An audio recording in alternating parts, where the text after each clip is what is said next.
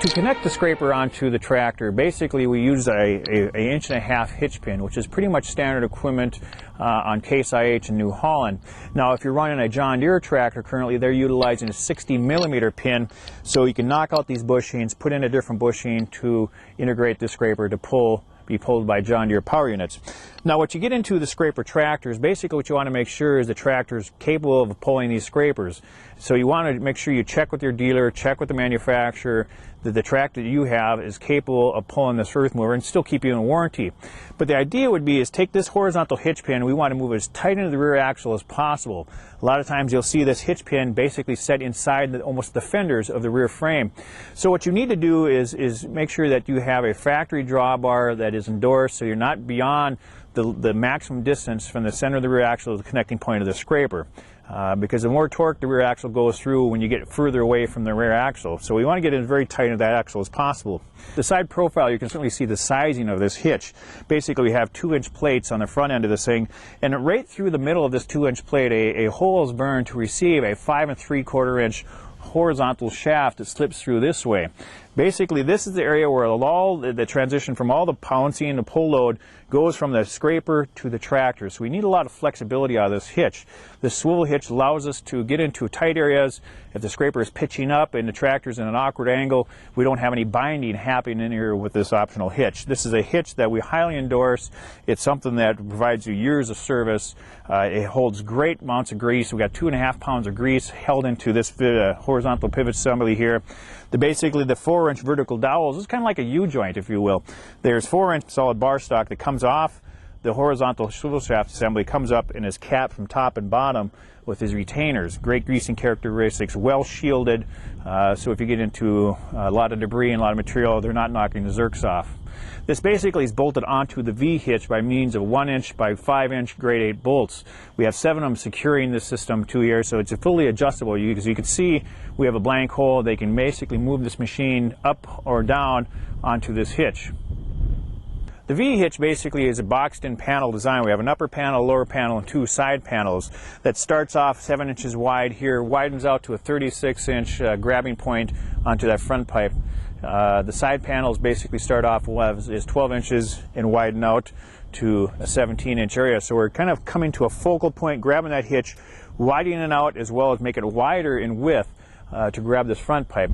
And you can see it's kind of angulated, so we give you good visibility, but probably more importantly, what we're trying to do is give you the ability to get material out of the scraper. Getting it in is one side of the cycle, getting it back out is the other.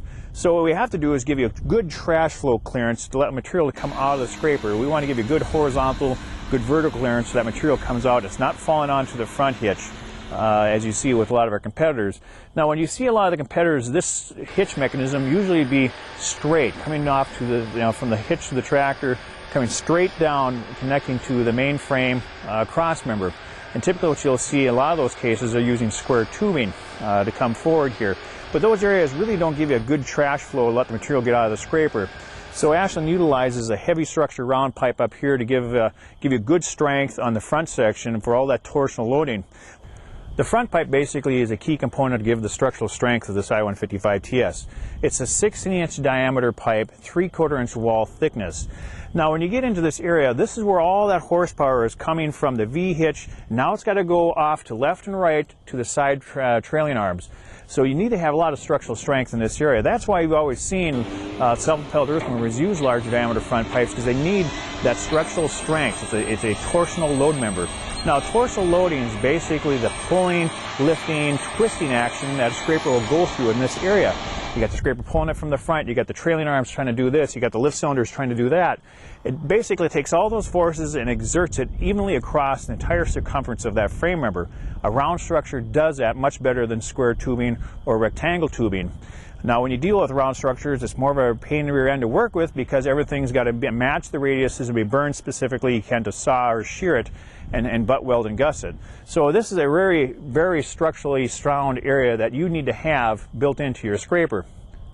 Coming from the front pipe, basically we use a tapered trailing arm, which basically is a 19-inch vertical depth and next down to an 8-inch where it connects onto the bowl. Now this area right in here specifically, from the 16-inch pipe to the trailing arm, has to be enough meat into it to handle all this bouncing, lifting action that you'd have in this area. Now what we've done in the past, we used a smaller diameter front pipe. We had a large ear system that came up and grabbed the cylinder from the top end. What we found in that respect, from the center of that pipe to the connecting point of the scraper, it gave a lot more leverage to create havoc in this area. So by utilizing a trunnion mount cylinder, a larger diameter pipe in here, the 16-inch diameter front pipe, we can give this whole area the strength that we need.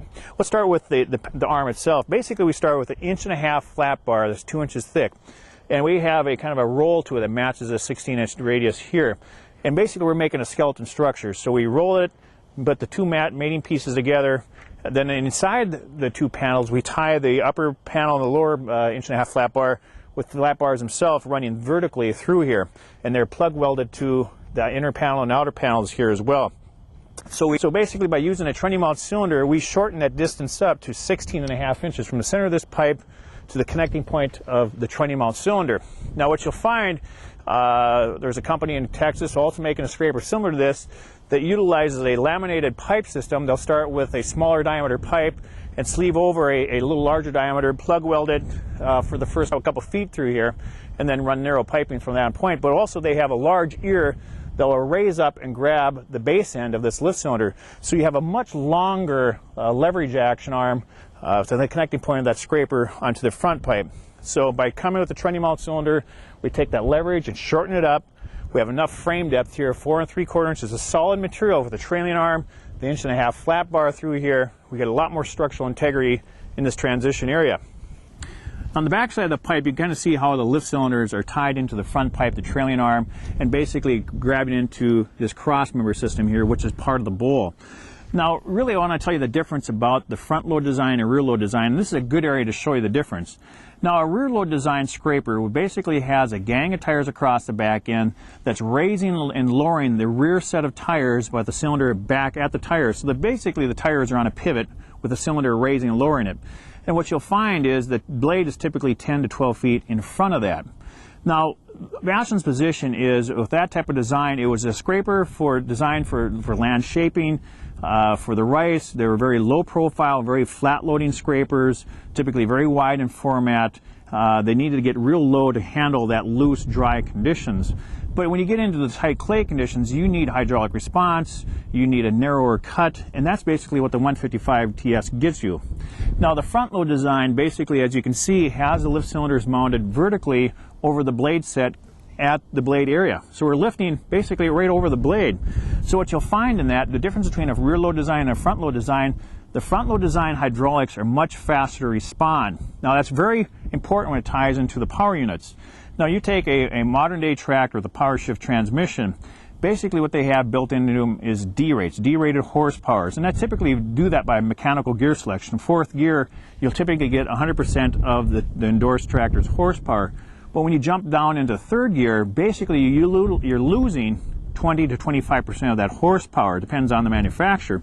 So what happens is when you're finishing off a scraper, you're in a tough pull, you're losing your RPMs, you may be in fourth gear, but you're waiting on your hydraulics because send those tires a fine bottom, especially in soft ground. You're basically ready to kill it. You shift down to third, you lost 20 to 25% of your horsepower. On a front load design of this nature, basically I'm getting that tough pull, I'm losing my RPMs, I hit that lever, the connection between the lift cylinder and the front section of the bowl is all mechanical. I don't have to rely on what the tires are doing. It raises that blade up quickly and I get my RPMs back so I can stay in my gears a little bit longer.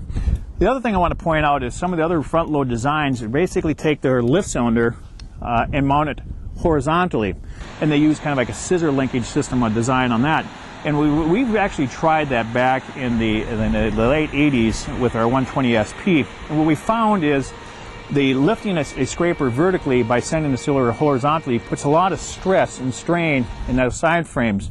And some of those designs, you can actually watch the sidewalls buckle in and out because you're trying to raise vertically by doing this.